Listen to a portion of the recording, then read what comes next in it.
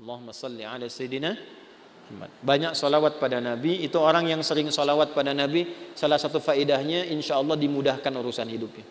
Salawat, banyakin salawat. Dengan rasa cinta. Walaupun sekedar salawat pun Allah berikan jawaban. Ini saya tanya nih, kita istighfar sendiri sama Allah, Astaghfirullahaladzim, dengan kita berwasilah menggunakan salawat, kira-kira mana yang paling utama? Tapi jangan tebak-tebakan. Mana yang paling utama? Gini. Dua-duanya utama.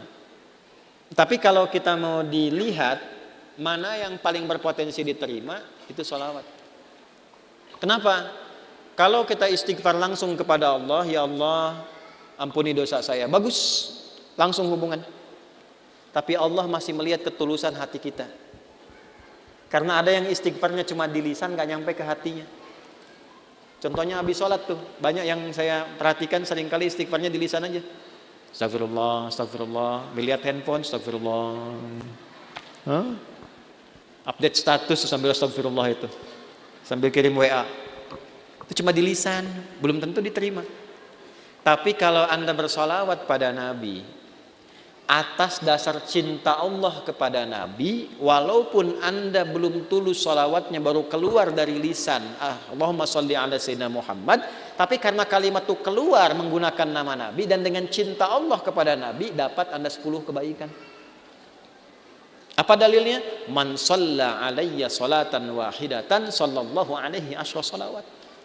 Siapa yang salawat kepadaku, Nabi nggak sebutkan mau salawatnya khusyuk, mau biasa-biasa, mending keluar kalimat salawat, maka dibalas oleh Allah 10 kebaikan.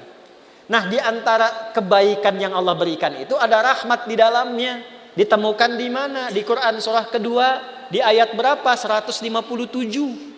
Al-Baqarah ayat 157. Bunyinya bagaimana? Ulaika alaihim salawatun mir rabbihim wa rahmah wa ulaika humul muhtadun. Ada orang-orang yang hidupnya dijamin oleh Allah mendapatkan sholawat dari Allah. Apa makna sholawat dari Allah? Pujian yang melahirkan rahmat. Tahu dari mana rahmatnya? Kalimat setelahnya berupa tafsir. Sholawatu wa rahmah. Apa makna rahmat di sini? Memudahkan urusan hidup. Dari mana dalilnya? Kalimat setelahnya. Wa ulaika humul muhtadun. Dan merekalah orang-orang yang dimudahkan hidupnya.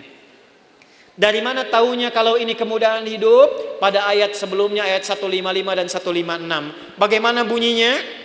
وَلَنَبْلُوَنَّكُمْ بِشَيْءٍ مِنَ الْخَوْفِ وَالْجُوعِ وَنَقْصٍ مِنَ الْأَمْوَالِ وَالْأَنْفُسِ وَالثَّمَرَاتِ وَبَشِّرِ الصَّابِرِينَ الَّذِينَ إِذَا أَصَابَتْهُمْ مُصِيبَةٌ قَالُوا إِنَّا لِلَّهِ وَإِنَّا إِلَيْهِ أُولَئِكَ عَلَيْهِمْ صَلَوَاتٌ مِّن رَّبِّهِمْ وَرَحْمَةٌ وَأُولَئِكَ هُمُ الْمُهْتَدُونَ. Duhai kalian yang hidup, aku akan uji dengan berbagai ujian supaya membuat hidup kalian berkualitas, kalian lebih baik lagi. Ujian itu satu bentuknya kekhawatiran. Sekarang pun ada yang khawatir kapan Ustadz selesai ngajarnya. Walju, karena saya mulai lapar. Wa naqsi minal amwal, ongkos sudah mulai berkurang.